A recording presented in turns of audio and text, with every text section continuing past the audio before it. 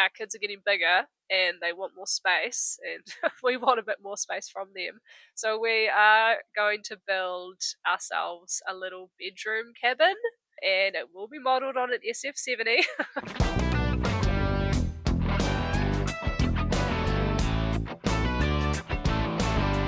Kia ora, and welcome to The Tramping Life, a podcast about hiking in Aotearoa, New Zealand, or as we call it here, tramping. I'm Jonty, and in each episode I chat with people who share a passion for exploring this incredible country.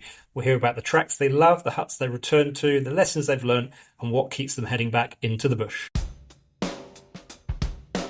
My guests today are Kemi and Niko. From designing mini huts and public art projects to curating unique backcountry infrastructure, Kemi and Niko combine creativity, outdoors experience, and community spirit in everything they do. I'm delighted to welcome them to the podcast. I'd like to start at the beginning. What are your earliest memories of being outdoors? I grew up on the wild west coast, so I have a lot of memories hanging out down at the Truman track, at the secret beaches, up the Fox River. And then I went to a really great school where they prioritised outdoor education, so we did a lot of tramping in the tararuas. I travelled a lot around the South Island with my mum. She had a house bus or house truck. I just remember turning up at any old road end and getting out in the bush. Your families were both outdoorsy and they encouraged you to do the same. Yeah, definitely. And a lot of day trips and just exploring. But then, as we got older, doing more actual tramping out to huts. Do you remember your first multi-day tramp? I just did a multi-day tramp with some of my friends. And I think it might be my first. Have we done a multi-day together? We usually just do overnighters. We've got kids. Ever since we've had the freedom to get out there with the vehicle, we've also had kids, so we've made the tramps relatively easy, but we want to get into more challenging things. However, my first memory was when I was about 14, just me and my mates went and did Able Tasman, and that was really cool because there's no adults around, and it was the middle of summer, and we had a great time. And then what sort of tramps have you taken the kids on? We love to just find huts that are within walking distance for small legs. One of our favourites that we did recently was Chaffee Hut in the Cobb Valley, which is like an hour and a half drive down the dirt road, which is an adventure in itself. But then the walk-in is only 2 hours, signposted. I think it took us 2.5, along the flats, mostly along a stream. Chaffee Hut is an awesome hut. We made it as a mini hut and then brought it along to the real hut. And the hut itself is like an artwork. It's been handmade twice because the original guy made it and then they restored it faithfully, and it's only 3 bunk. It's like the most characterful little hut, so that was an awesome experience too. We had the hut to ourselves. So the kids are keen and they look forward to the next trip, or is there a little bit of encouragement required? No, they love it. They're always encouraging us. When are we going to a hut? They can't wait to get to the hut. They love it once they get there and have a great time. We've found it's much easier to get them out into the bush if there's a hut to go to. I think a day walk, it doesn't keep their interest as much, whereas if there's a hut to get to, then you get to stay the night and have lollies and treats and light a fire. Trips you recommend with kids, I guess, in the Wellington region, if somebody asked you for your top tips? We stayed at Patawai Hut the other day with the whole family. The youngest was 3, so that's obviously super easy. It's only like a 10-minute hike. But then you get to explore from the hut down to the river. Have you had any near disasters or issues? With children? No, not really. The snow came down once before we got to the hut and it started really blowing down. We were trying to get to Blythe Hut and we stayed in Lupton because it was slightly closer, and we were realising that the weather was closing and it was getting dark. It had been fine the entire time, and then as we're getting close to the hut, this sleet, hail kind of thing came down. And it got quite scary because the little one was still quite small. Oh, we're just going to crash in the first hut, even though it was a huge distance between them. It was getting late.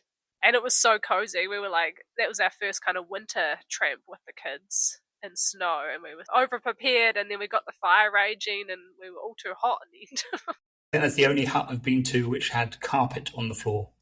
Yeah, classic carpet. We love that hut. It was built by the high school kids, right? From Wanganui High School, I think. Which is awesome. Maybe you could describe to listeners what you do. We started doing art together in 2012 in Wellington. We flatted together and had a cafe job, and we were like broke artists, like just graduated out of uni, super enthusiastic to just make art and urban explore because we didn't have a car back then. So we took a lot of advantage of just exploring the green spaces around Wellington and then bringing stuff home from the cafe job, like the corrugated cans, the big tin can. And obviously, being hut enthusiasts, we realised, oh, that's miniature corrugated iron. And so we experimented by making heaps of different stuff. And then we got our first paid contract from the Wellington City Council, the Public Art Fund. That was 2014. And we had a really great arts advisor there. Our pitch was that we would gather materials from the streets and then make art and put our art in the green space. And she thought, oh, wouldn't it be great if you had a bit more of a theme? And Shelter from the Storm had just come out. We took that book and basically we had 7 sites, and so we chose a chapter from each from that book of the different types of huts and made a hut inspired by those different themes and put them out in the bush, and people just loved it. Each one had a logbook, and yeah, we just got so much great feedback. So how large are those huts you made the first time? So they varied. Some of them were mini hut size. They would go from mini hut size all the way up to roughly the size of a 2-person bench. It'd be like a covered little bench. 2 adults could sit inside it with the doors wide open and look at the view. So that was the largest. Yeah. So they can fit in your hand. Those huts actually went missing because we tried to attach them to the rocks down at Tarakina Bay in Wellington.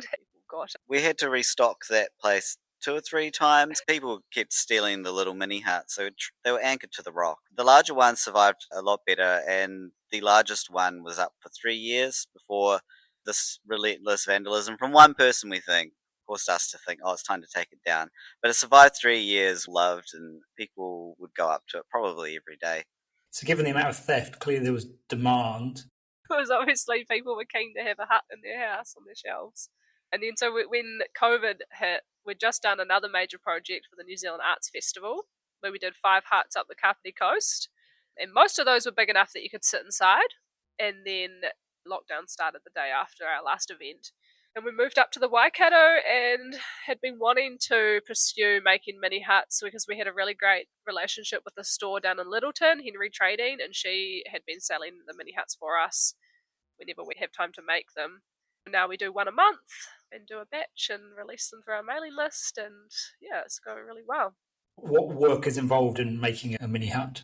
First off, you got to collect all the materials, so everything's salvaged, and we get large tin cans from a local catering business. They go through a lot of large tin cans, and building wood from the building industry, we have a bit of contact with a developer and we can just collect their offcuts and stuff. They save them for us. And then from there, they need to be prepped into a usable format. So there's a whole process for the cans and the wood.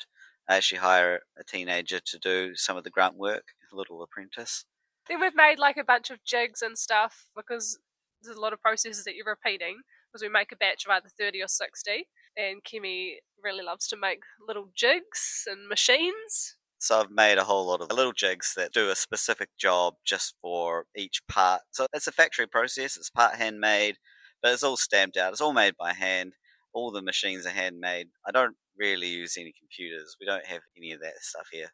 And you're inspired by huts that you visited yourself and then finding photographs of other huts? Yeah, the research part is a big part of the process. At the start of the year, we try and come up with a list of the huts that we're going to do that year, and I do lots of research and make the little hut cards. So every hut comes with a little map and some info about the hut on there, which is slid inside the chimney. The hut books are amazing. Shelter from the Storm, all of the Cotton and Burton books, Sean Barnett's books, and then great websites like Hutbagger. And then people like on social media or on our mailing list, they'll let us know what huts they want us to make. This year we really tried to focus in on the SF70 style 6-bunk hut from the deer culling days, and tried to standardise it because there's so many of those around the country and they've all got great different colour schemes. So that's been really fun to just play with the colours and different individual stories behind each, because obviously they were all made by people in different areas. By focusing on the SF70 for a little while, I've been able to make a lot of custom tools that are specific to that model, which is a lot of work to make one of these tools. It could take a few days. and a lot of them need to be made. So I've got lots of catching up to do, but it was great to be able to focus on just this sort of one-liner tools to get this one sort of hut through a bit faster, because it's a hell of a lot of work. And as you can imagine, there's not a lot of money. We get by fine, but trying to manufacture and sell art in New Zealand is a huge challenge. Trying to make it as efficient as possible. Yeah, there's a lot of steps. Like when you think of like ceramicists, they have one material and they mold it and they fire it, and that's a lot of steps as well. But because they'll and tin, and then we've got to file the metal and make it not sharp.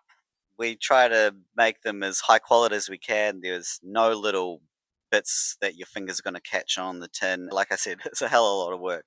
I've had people be like, oh, why do they cost so much? It's just a bit of tin smacked onto a piece of wood.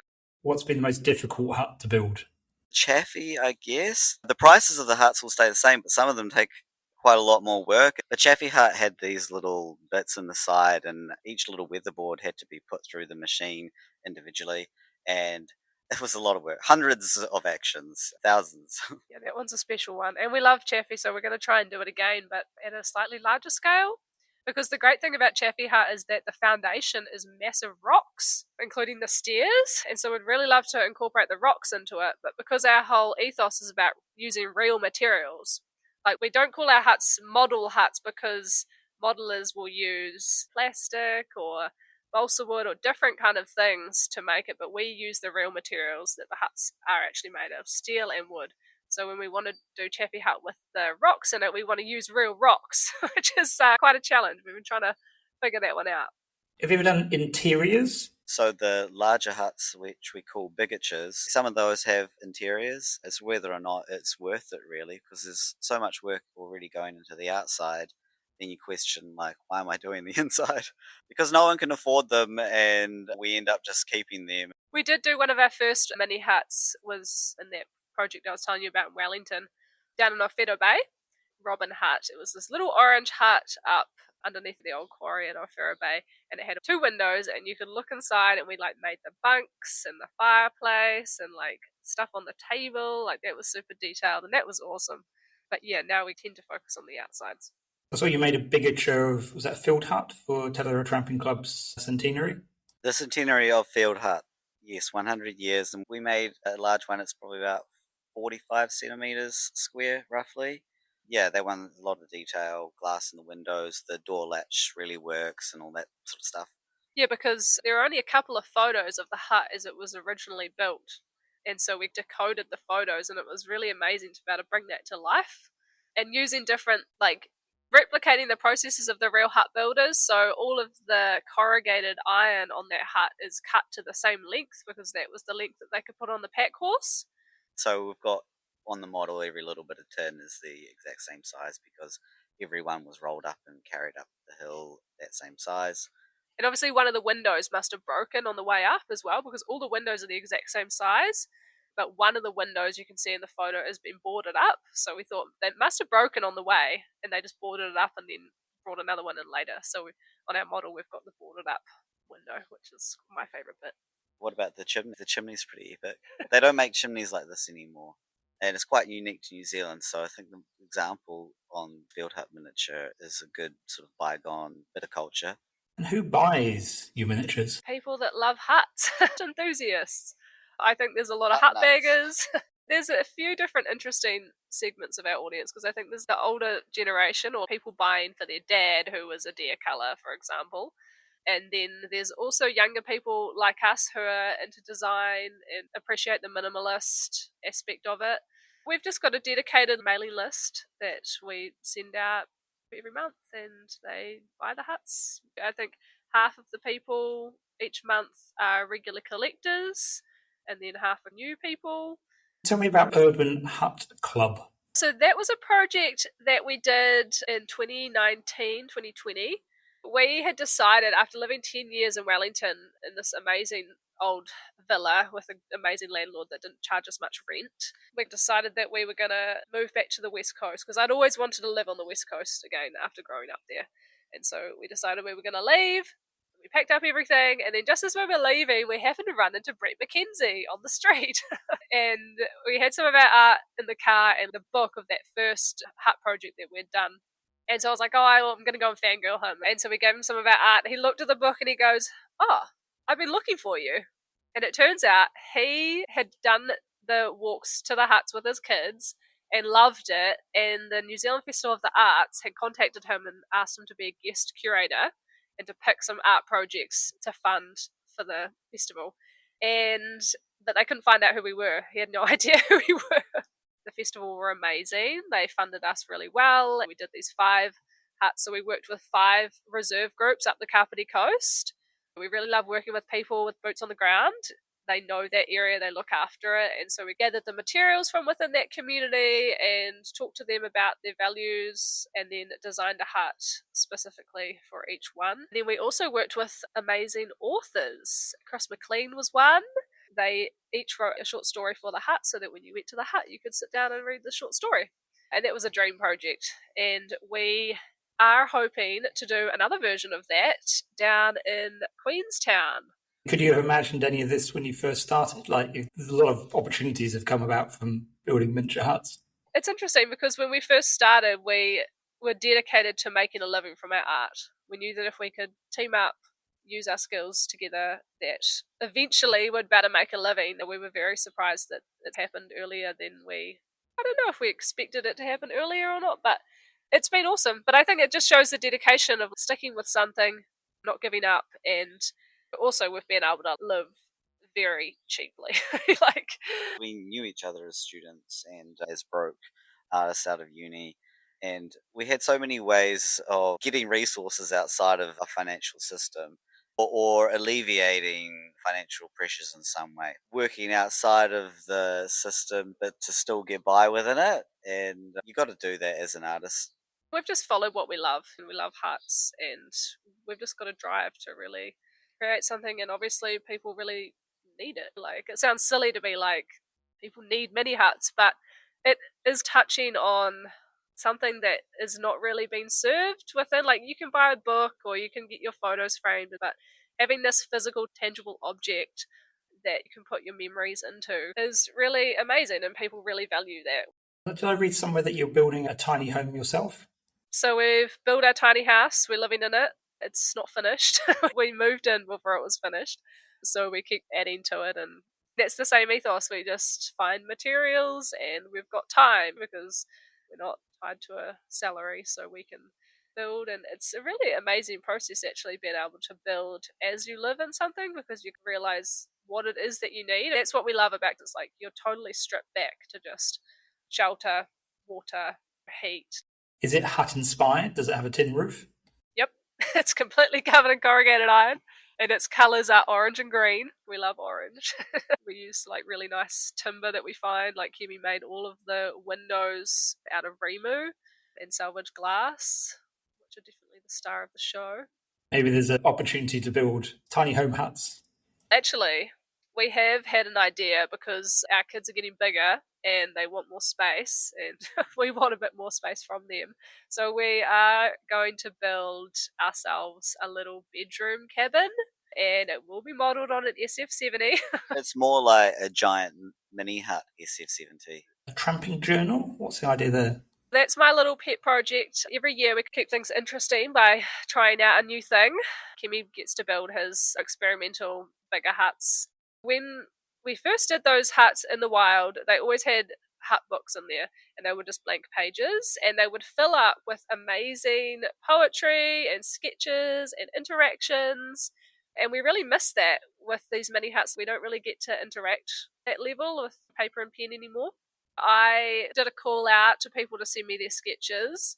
So what I've come up with is, it's basically a mini doc intentions book, but I've rewritten the intro pages talking about creativity, how you are creative when you're out in the bush, and drawing games.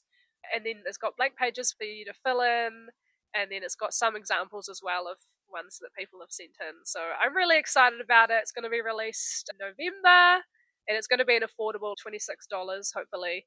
I think it's going to be a good gift for Christmas. We've got another project coming out this year before Christmas as well, which is t-shirts. It's the first time that we're doing t-shirts, and we're doing a collaboration with the Hut Bagger team. So it's a really awesome t-shirt. It's got an amazing illustration. We've worked with Daniel Foothead, who's an illustrator, and it's a tramping pack with mini huts spilling out of it, and it's got heaps of detail. It's really cool, so I'm really excited to share that for the real hut enthusiasts out there. I feel it could be a Shelter from the Storm book, but with the miniatures rather than the photos of the originals. We've been trying to convince Robbie and Craig. We have a great relationship with them. They're really awesome. One day, hopefully, that'll happen. Yeah, we need to make a lot more mini huts to really fill it out. And the bigger huts too. Got so many ideas, just finding the time to do it all. But eventually, be a great coffee table book, I'm sure. So what's on your bucket list of, two bucket lists, one of model miniature huts to build, and the other is actual huts to visit? There's a long list of huts I want to do. I'd like to do a large one of Jack's hut, which is just right on the highway on Arthur's Pass.